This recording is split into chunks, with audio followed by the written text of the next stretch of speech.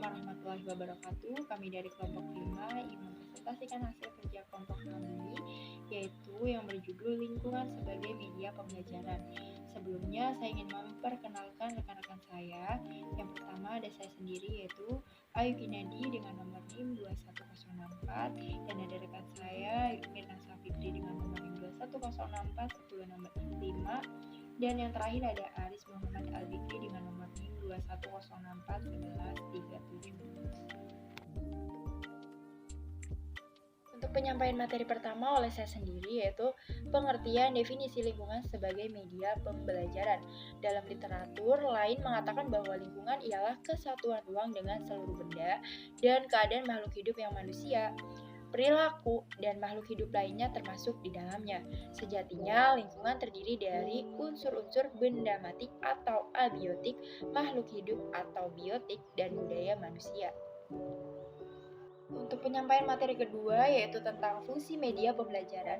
Yang pertama ada fungsi atensi, yaitu media visual yang merupakan inti untuk menarik dan mengarahkan perhatian siswa untuk berkonsentrasi terhadap materi yang disampaikan. Dan ada pun yang kedua, fungsi afektif, yang terlihat dari penemuan-penemuan peneliti yang mengungkapkan bahwa lambang visual atau gambar memperlancar pencapaian untuk memahami dan mengingat informasi yang terkandung di gambar tersebut.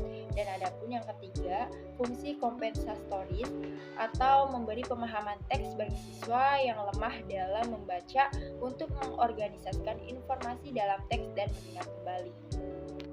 Adapun jenis-jenis lingkungan sebagai media pembelajaran. Nah, jenis-jenisnya itu ada 3. Yang pertama, lingkungan alam, 2, lingkungan sosial, dan yang ketiga, lingkungan buatan. Baik, saya akan menjelaskan apa itu lingkungan alam, dan apa lingkungan sosial, dan apa itu lingkungan buatan. Yang pertama, lingkungan alam. Lingkungan alam itu dapat dipelajari siswa dari segi mengingat sifat-sifat dari gejala alam. Siswa dapat mencatat segala gejala yang terjadi, proses, dan sebagainya. Dan adapun lingkungan sosial digunakan sebagai sumber belajar berkenan dengan kehidupan masyarakat seperti berorganisasi, adat, kebiasaan masyarakat, agama, dan lain sebagainya. Dan adapun lingkungan buatan ini yang sengaja dibuat, diciptakan, atau dibangun manusia untuk mencapai tujuan tertentu yang dapat menjadi manfaat bagi masyarakat.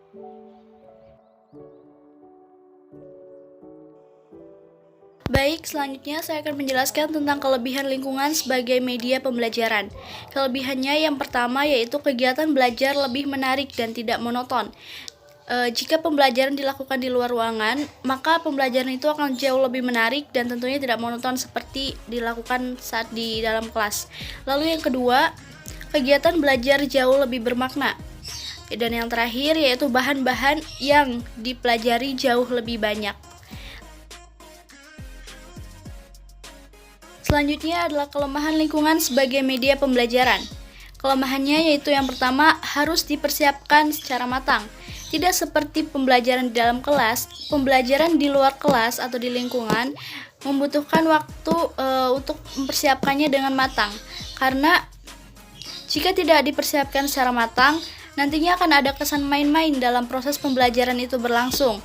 Lalu yang kedua yaitu adanya anggapan bahwa pembelajaran di luar kelas itu membutuhkan waktu yang lama. Padahal pembelajaran cukup dilakukan selama beberapa menit saja, lalu selanjutnya dilanjutkan di dalam kelas.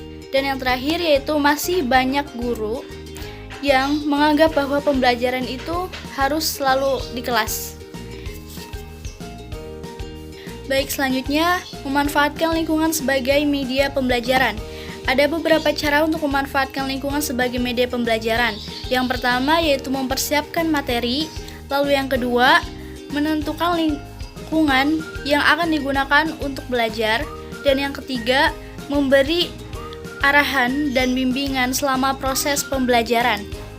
Baik, selanjutnya adalah kesimpulan. Sejatinya, lingkungan bisa dimanfaatkan sebagai media maupun sumber pembelajaran. Pemahaman kegiatan pembelajaran terhadap peristiwa, benda-benda, maupun ruangan-ruangan yang ada di lingkungan sekitar, sehingga membuat pembelajaran akan lebih bermakna. karena siswa secara tidak langsung dihadapkan oleh bukti konkret dari yang telah mereka pelajari, dari peristiwa, benda-benda, maupun ruangan-ruangan secara alamiah dan faktual. Terima kasih, mungkin cukup sekian yang bisa saya jelaskan. Saya kembalikan kepada Ayu selaku moderator. Terima kasih. Untuk penyampaian materi sudah selesai, dan semoga materi yang disampaikan oleh kelompok kami dapat bermanfaat untuk kalian yang menonton video ini. Kurang dan lebihnya mohon dimaafkan. Billahi taufiq wal hidayah. Wassalamualaikum warahmatullahi wabarakatuh.